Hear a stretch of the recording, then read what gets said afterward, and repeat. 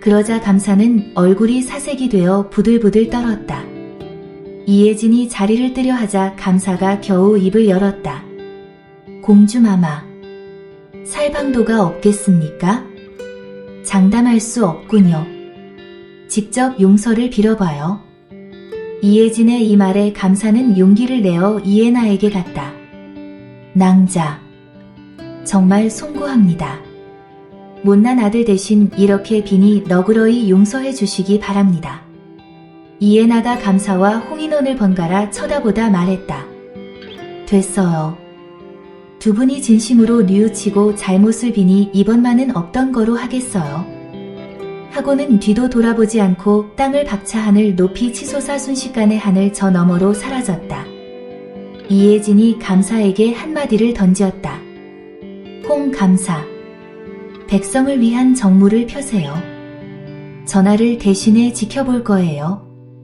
자, 그럼 다음에 봐요. 예. 공주마마, 명심하겠습니다. 보증하십시오. 많은 사람들이 지켜보는 가운데 서무일에는 그 자리를 떠났다. 송미령이 이혜진에게 물었다.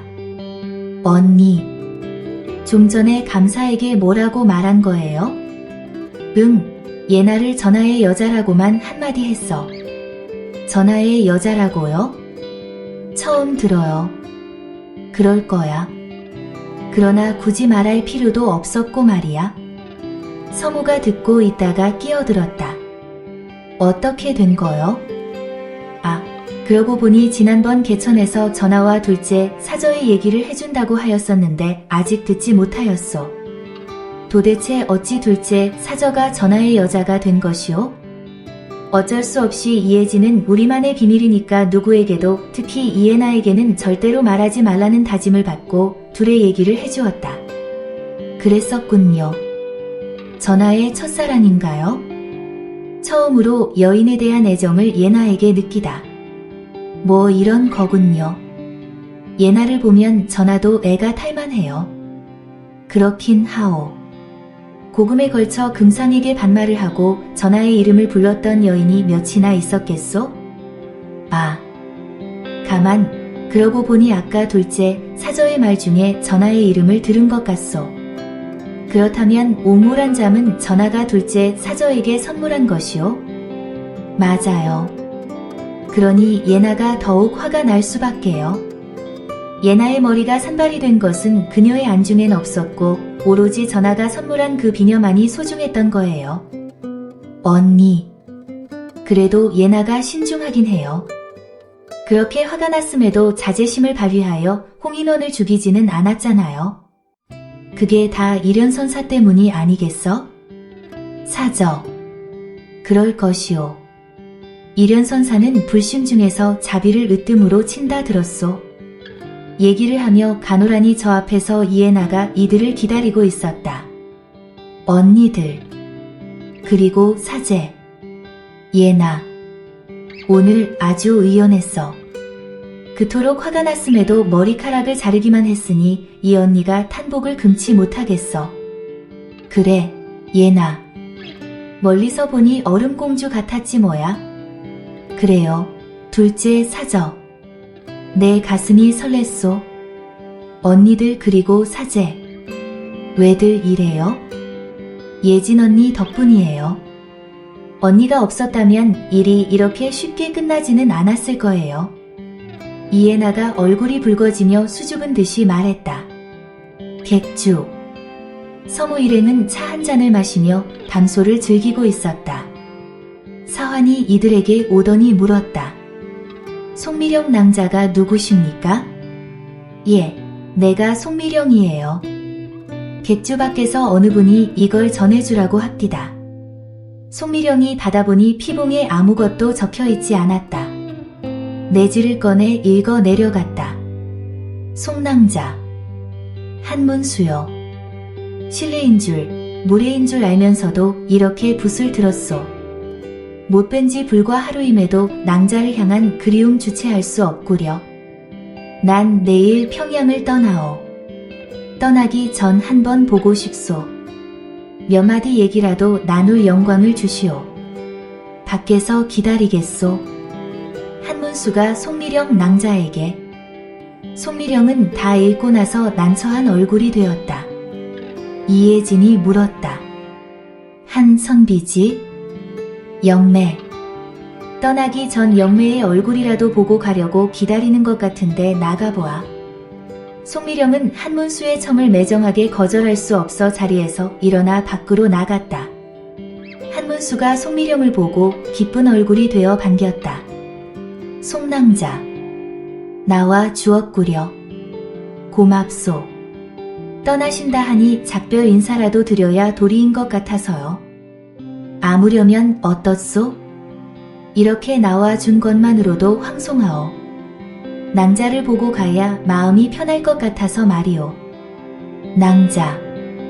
정인이 있다 하였는데 혹시 정혼한 사이요? 아니에요. 한교리 나리.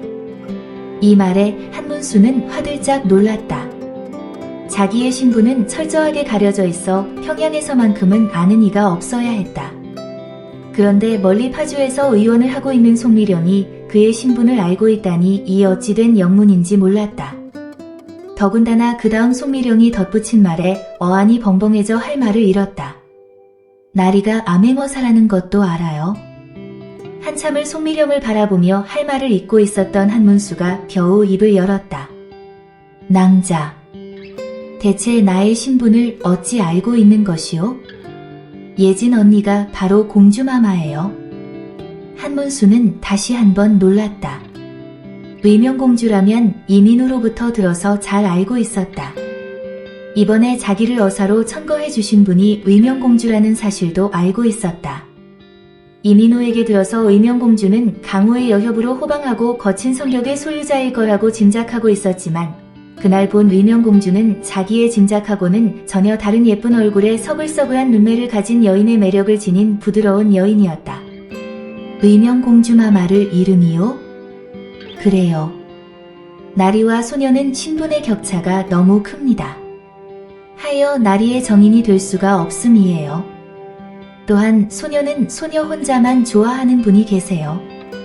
오늘의 이 자리가 나리와의 마지막 만남이 되길 원할 뿐이에요. 낭자. 신분의 격차나 정인이 있다는 말 괜찮지 않겠소?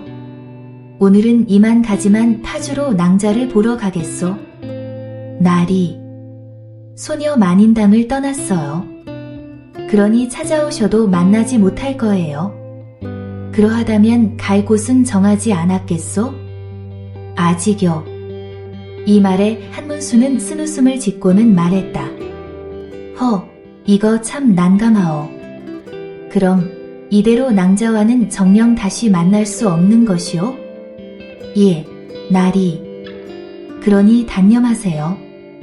한문수는 송미령과 다시는 만날 수 없다는 사실에 실망하여 맥이 탁 풀렸다. 송미령은 한문수의 이러한 모습에서 약간 미안한 마음이 들긴 했지만 어쩔 수 없었다. 그녀의 눈에 애당초 한문수는 없었다. 그러니 한문수의 그녀에 대한 애정이 더 깊어지기 전에 싹을 잘라야 했다. 한문수는 체념한 듯 말했다. 낭자. 인연이 있다며 언젠가 만날 수 있음을 믿소. 보증하시오. 예, 나리도 보증하세요. 한문수는 못내 서운한 듯 무거운 발걸음을 올겼다. 다음날 객주를 떠나면서 이혜진은 해주로 가야만 할 사정을 얘기했다. 송미령과 이혜나는 오히려 좋아했다. 이왕 나온 이상 생전 처음인 해주까지 간다는 것은 그녀들에겐 상당한 매력이 있었기 때문이었다. 해주로 가려면 개성을 거쳐야만 했다. 먼 길을 걸어 그들은 개성에 도착했다. 개성에서 하루를 유숙하기로 하고 예전에 묵었던 보행객주로 가기 위해 걸음을 재촉했다. 관아 외산문을 옆으로 끼고 걷고 있을 때 이혜진의 머릿속에 퍼뜩 떠오르는 것이 있었다. 이혜진은 가던 길을 멈추고 이들에게 말했다.